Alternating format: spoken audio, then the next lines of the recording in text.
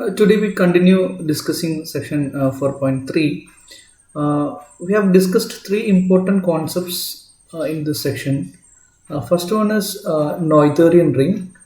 A domain is said to be a Noetherian if every ideal in D is finitely generated.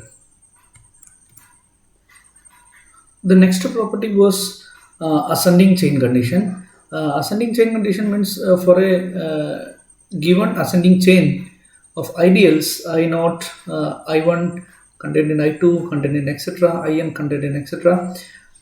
Then there exists some capital N for which I small n is equal to I capital N for all n greater than or equal to n.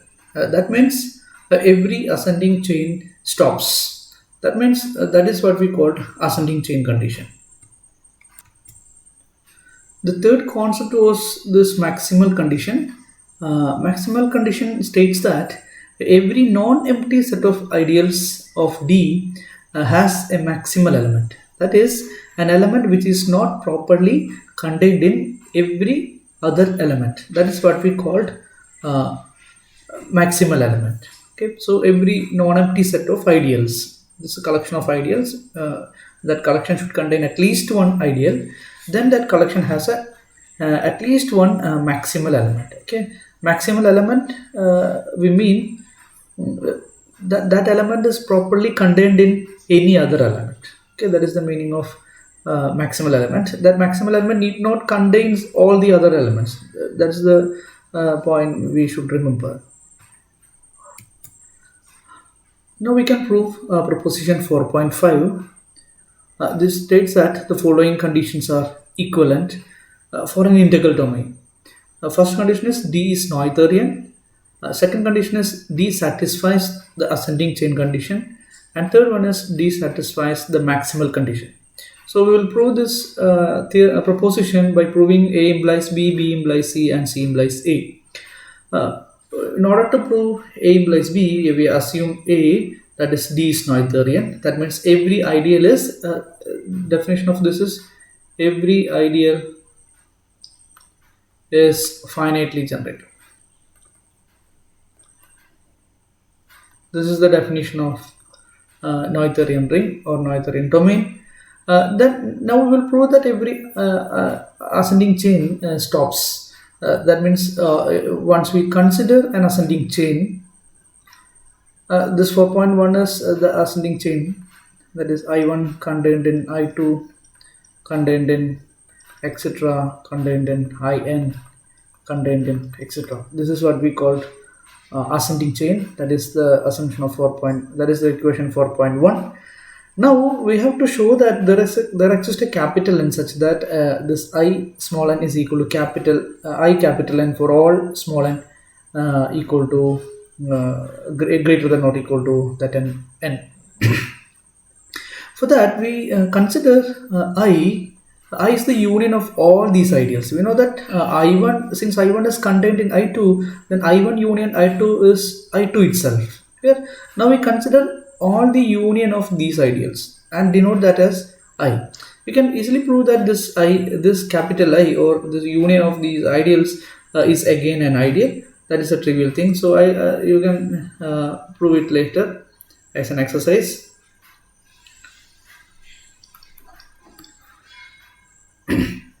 Prove this is an ideal. And now, since this is an ideal, we can say that this our assumption is D is Noetherian. Therefore, this I is finitely generated. So you can find x1, x2, etc., xm a finite number of elements of D, such that this I is equal to ideal generated by these elements. But since these are elements of I implies this x1 is an element of I, x2 is an element of I, etc. So this x1 is one of the members of these I1, I2, etc. So we call it as IN1. Okay, and if we consider x2, then that is also an element of this. So we call it as IN2 and so on. Okay, now we consider without loss of generality, we can assume that x1 x2, etc., xm are the finite elements.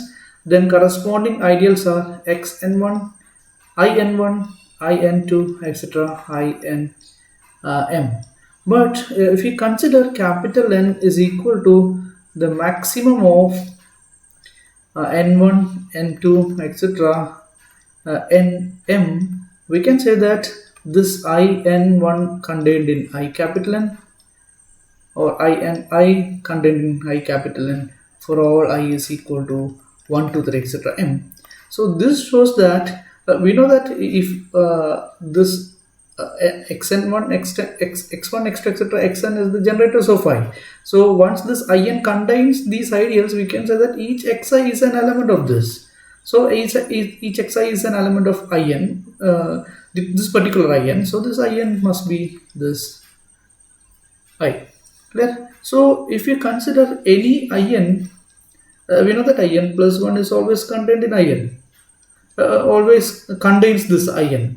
So we know that from once you got this I is equal to in, we can say that this is same as this I. Clear? So here we can get the equality because I is the union of all these. So we can get in small n is equal to I capital N for all n greater than equal to n. Okay, we can say that now we can say that this ascending chain stops. That means the ascending chain condition holds. Now we'll prove B implies C. For that we assume B. What is B? B is the ascending chain condition. That means every ascending chain stops. And we need to prove that maximal condition holds. Maximal condition means if you consider a non-empty collection of ideals, then we have to find a maximal element for that. For the contrary, we assume that S is a non-empty collection of ideals, and for the contrary, we assume that it has no maximal element. Okay, that means once you consider this non-empty collection of non-empty ideals and pick out one element, I0 belongs to S. We can choose an element from a non-empty collection. That is what we call axiom of choice. So I0 belongs to S. Since our assumption is for the contrary, we assume that S has no maximal element. So I0 is not maximal. So we can pick another I1 from S such that I0 is contained in I1, but that is not equal. Inductively, or we continue this process, we can construct a collection of or ascending chain I0 that is not equal to contained in I1, that is not equal to I1, it is contained in I2, contained in I3, etc. But these are not equal, so we can say that this ascending chain does not stop.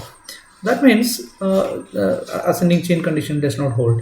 This shows that our assumption is wrong. Therefore, every non-empty set of ideals has maximal element. This implies shows that B implies C. Finally, we will prove C implies A. C is maximal condition. If maximal condition holds, we can say that D is Noetherian. In order to prove a domain is Noetherian, we need to consider an arbitrary ideal, and we will prove that that ideal is finitely generated. For that, we consider an ideal of D with the assumption that maximal condition holds. Now we will prove that this I is finitely generated. Okay, for that we consider S be the set of all finitely generated ideals contained in I. So we need to consider set of all. What is S? S is set of all ideals. I'll call it as some J or U. These are ideals contained in I such that U is finitely generated. So this type of ideal is possible because singleton Z2 is contained in this, and singleton Z0 is an ideal which is generated by one element. So this collection at least contains an element 0. This is our S. Contain the ideal 0. Okay, now we can say that this S is a non-empty collection of ideals. By assumption, it has a maximal element, say J. So this has maximal elements. Clear? So J, what is the meaning of maximal element? J is an element of this set. Okay, and J is not contained in any other element of this. Okay, if we so this is the maximal element. So J is finitely generated, and J is a member of S. Once you got this J is equal to I, we can say that this I is finitely generated. Then we are done. Otherwise, if J not equal to I, we can say that this J is contained in I but not equal. Now we can collect an element X from I minus J. Okay, so choose an element X from this set. Yeah? Then we can say that the ideal generated by J comma X, this is an ideal which properly contains this J. Okay, Jx, but we know that J is the maximal element. Then this J comma X never be a proper ideal of I. Okay, so this is equal to I because J is the maximal element of this S. S contains all the ideals contained in I, which is finitely generated. So this is an ideal which is contained in I, which is finitely generated. Since J is finitely generated, then J comma X is finitely generated. So this shows that this is finitely generated. Okay, so and this is contained in I. Okay, so this holds only when this J comma X equal to I. This shows that this J equal to I. Okay, otherwise that contradicts the fact that J is a maximal element. This shows that C implies A. Okay, now we can say that these three conditions are equivalent. Now we will prove theorem 4.6. If a domain D is Noetherian, then factorization into irreducibles is possible in D. That means every non-zero non-unit can be expressed as a product of irreducible is possible in D. Suppose that D is Noetherian. We will prove this by method of contradiction.